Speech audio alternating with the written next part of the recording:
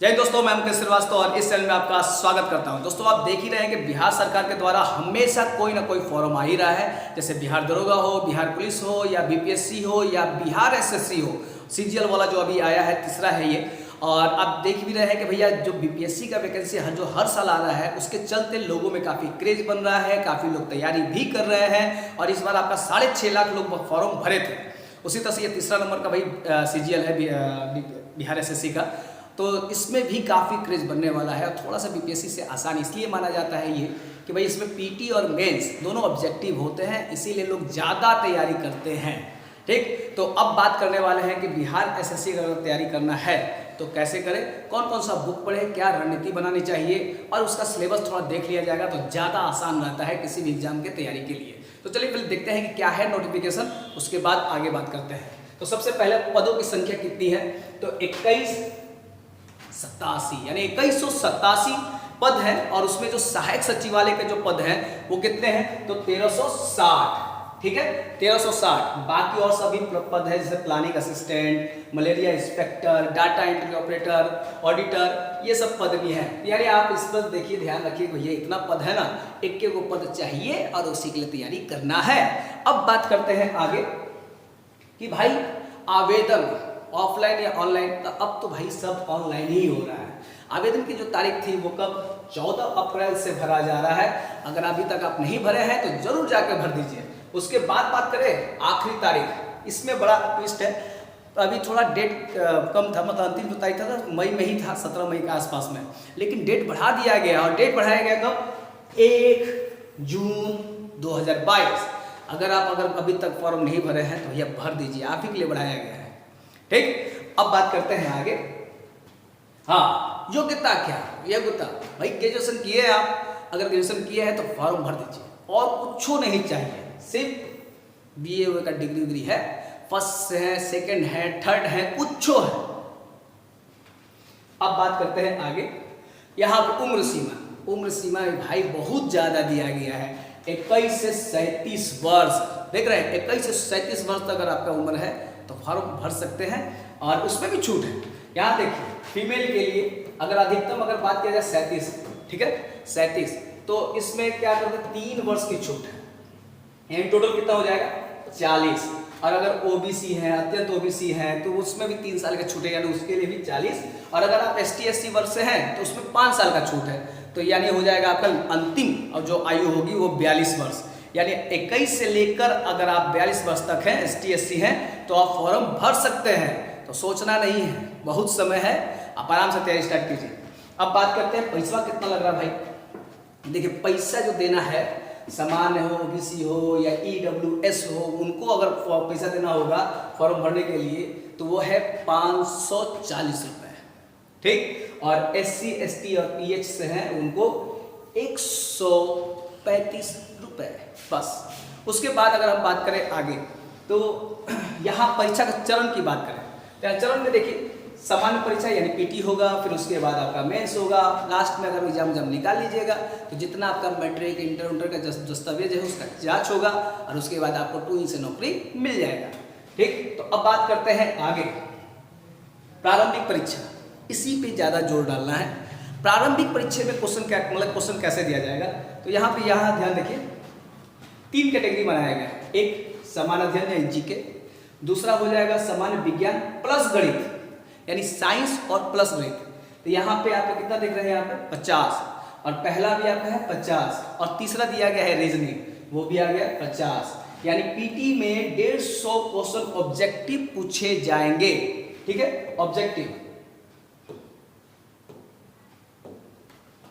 तो यहाँ पे गौर कीजिएगा, तो पहला हो गया आपका जीके, फिर उसके बाद साइंस मैथ दोनों कॉम्बो करके आपका 50, और रीजनिंग हो गया 50, 150 हो गया। अब यहाँ नंबर कितने दिया जा रहा है, यानी 50 अगर है तो 200, फिर 50, 200, 50, 200, टोटल हो गए कितने, 600। इधर बात करते हैं, ये जितने भी क्वेश्चन आप 150 जो देख रहे हैं ऑब्जेक्टिव है, और प्रत्येक सही के लिए 4 अंक दिए जा रहे हैं, इसीलिए तो 50 गुणे 4 यानी 200। उसके बाद अगर आप गलती करते हैं तो क्या माइनस मार्किंग है या नहीं है, ये जानना बहुत जरूरी होता है किसी भी एग्जाम के लिए जाने के से पहले। तो यहाँ पे देखिए 1 अंक कटौती की जाएगी, यानी अगर आपका मतलब एक क्वेश्चन जवाब दे रहे हैं तो 4 नंबर मिल रहा है, अगर एक गलती दे दिया है, चारों गलती कर दिए तो 4 नंबर कट जाएगा, यानी ए ओ के बराबर। अब बात करते हैं कि समय कितने दी जा रही है। समय बहुत ज़्यादा है, 2 घंटा 15 मिनट, और ये पेपर जो होगा आपका हिंदी और अंग्रेजी दोनों में ही होने वाला है। जो पसंद है वो आप देख लीजिएगा। तो अब बात करते हैं, यहाँ पर कभी कभी आप हल्ला देखते हैं, सुनते हैं कि बुक लेकर जाएं या ना जाएं। इसमें क्योंकि खास मेंशन किया गया कि आप बुक लेके जा सकते हैं, ये सवाल बहुत ज़्यादा रहता है। तो आप नॉर्मली बुक लेके जाइए, स्टूडेंट हो जा लेके जा सकते हैं, लेकिन कोई फ़ायदा उदा होने वाला नहीं है। दिमाग बहुत कंफ्यूज हो जाता है, और इस तरह से ना सोचते हैं बहुत लोग, लगाया बुक लेके जाना है तो फिर पढ़ने की क्या जरूरत है, इसलिए पढ़ते भी नहीं है लोग। और पता चलता है ना, देखिए बुक वही लेके जा सकता है जो पढ़ा लिखा हो, यानी पढ़ा हो, वो जानता होगा किस पेज में कहाँ पे ये चीज़ मिलेगा। देखिए अगर बुक लेके जाते हैं तो आप खोलते नहीं हैं तो बहुत फ़ायदा है। हाँ, लेकिन अगर बहुत सारा डाउट है और आपको पता है कि इस बुक में है, यानी आपको पहले से पता है कि बुक में है, तो आप लास्ट का अगर 20 मिनट बचता है तो आप सर्च करके आप सही कर सकते हैं। यानी बहुत जो डाउटफुल जो क्वेश्चन हो तो वही, लेकिन मेरे ख्याल से बुक ले जाना ना लेना बात बराबर है, और बहुत ज़्यादा मतलब डिस्टर्ब करता है बुक ले जाना। तो इस तरह का है। पीटी अगर निकाल लेते हैं तो कहा जाता है, जैसे कि मान लीजिए करीब 5 गुना ज़्यादा, यानी मेंस के लिए आपको बुलाया जाएगा, यानी जितना सीट है उससे गुणे 5 कर दीजिए तो उससे ज़्यादा लोग मेंस फिर देंगे, यानी पीटी हटने के बाद, यानी छटैया हो जाएगा। उसके बाद करते हैं कि अगर मुख्य परीक्षा में जाते हैं तो एक विषय हिंदी दिया गया है जो 100 अंक होते हैं, और उसको मिलेंगे आपको वही 4 अंक, 4 नंबर मिल रहे हैं हर क्वेश्चन के, यानी 400 का है ये। और साथ में अगर बात करें फिर सेम आपका समान अध्ययन होगा, जो वो भी 600 नंबर के होंगे, जो आप पीटी में देखे थे वही आपका मेंस में होगा। तो यानी इसीलिए ये पेपर बहुत आसान माना जाता है, लेकिन इतना आसान भी नहीं है, बहुत ज़्यादा आपका इसमें भीड़ भी होगा, और कंपटीशन भी बहुत हार्ड होने वाला है। क्यों जानते हैं, जो चीज़ बहुत आसान जो दिखता है ना, उसमें कंपटीशन थोड़ा हार्ड हो ही जाता है, और आसान दिखने वाली चीज़ आसान होता नहीं है। अब बात करते हैं कि जैसे कि मैं जीएस पढ़ाता हूँ तो जीएस के बारे में बताता हूँ। तो अब बात करते हैं कि कैसे कैसे क्या करना चाहिए। तो सबसे पहली बात कि यहाँ पे आप जो देख रहे हैं लगभग 75 क्वेश्चन, ठीक है, लगभग 75 क्वेश्चन जो है वो आपका जनरल स्टडीज से है। अब कैसे, जो 50 नंबर दिया हुआ है जीके और 25 नंबर यहाँ पे दिया हुआ है साइंस, ठीक है, 25 नंबर साइंस। तो हम इसमें बात कर रहे हैं तो ज़्यादातर फैक्ट नहीं पूछता है, मतलब फैक्ट ही पूछता है, कॉन्सेप्ट वाला चीज़ नहीं पूछता है। जैसे कि मैकमोहन रेखा पिछले बार भी आया था, मैकमोहन रेखा किन 2 देशों के बीच में है, इस तरह के क्वेश्चन पूछे जाते हैं। तो अगर आप बोले कि सबसे ज़्यादा आप हिस्ट्री देखा कीजिए, हिस्ट्री, फिर उसके बाद थोड़ा पॉलिटिकल साइंस हो गया, और फिर हो गया आपका ज्योग्राफी, और फिर इकोनॉमी से कुछ क्वेश्चन होते हैं। यानी अगर बात करें कि इन चीज़ों को अगर देखना है अगर, तो आप कौन सा किताब देखें, तो मेरा मानना है एक ही किताब है, जैसे लूसेंट। अगर आप बहुत ज़्यादा इधर उधर किताब खरीदते हैं ना तो बहुत दिक्कत है, आप ऐसे भी लूसेंट पढ़े होंगे तो उसी को 2 बार 3 बार पढ़ लीजिए, लेकिन लूसेंट आपको 2 होते हैं। जैसे एक आपका लूसेंट समान अध्ययन होता है, और एक होता है आपका विज्ञान, 2 किताब होते हैं ना। तो आपने अगर समान अध्ययन करता होगा तो उसमें देखे होंगे कि पूरा दिया रहता है, साइंस भी दिया रहता है और वो भी दिया रहता है। तो जो लूसेंट जो खरीदते हैं आप, ब्लू वाला जो समान अध्ययन वाला, तो उसमें आधा ही पढ़ा कीजिए, जैसे कि हिस्ट्री, पॉलिटिकल साइंस और ज्योग्राफी, बस उसको फिर हटा दीजिए और सब मत पढ़िए। और जो साइंस वाला जो सेक्शन है वो आप लूसेंट वाला जो है वही पढ़िए। आप एक चीज़ मैं बता दूँ, हर बार 2 साल से मैं कह रहा हूँ, तो इस बार क्या हुआ, जो बीपीएससी का एग्ज़ाम हुआ तो जो मेरे स्टूडेंट थे तो उन्होंने फ़ोन किया, क्योंकि जब हम ऐप पे पढ़ा रहे थे, आपको पता ही है अनअकैडमी ऐप पे पढ़ा रहे थे, तो बहुत सारे स्टूडेंट मिले थे। तो उस पर हम एक ही बात कर रहे थे कि बाबू आप ना वो वाला जरूर देख लीजिएगा, क्या बोलते हैं, लूसेंट का, और उसमें जो 2000 क्वेश्चन है जरूर मान लीजिएगा, 2000 जो उसमें क्वेश्चन होते हैं, जैसे फिजिक्स के लिए 800, केमिस्ट्री के लिए ये, और फिर उसके बाद बायो के लिए। तो आपने देखा होगा, अभी भी दावा कर रहा हूँ मैं, वीडियो बनाना छोड़ दूंगा, ये जितने इस बार आपका साइंस से आया है एक क्वेश्चन लड़ चुका है।